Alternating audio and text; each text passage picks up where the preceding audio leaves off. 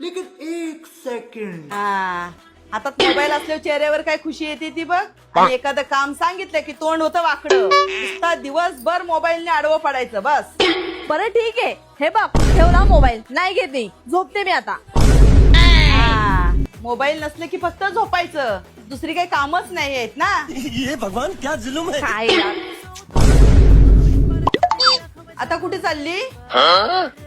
जाते मी, बेडरूम मध्ये जाऊन बसतीये. आता इथे चालवून झालं मोबाईल, आता बेडरूम मध्ये मस्त वाढवी पड आणि मोबाईल चालवत बस. और अभी तो रुको, क्लाइमैक्स अभी बाकी.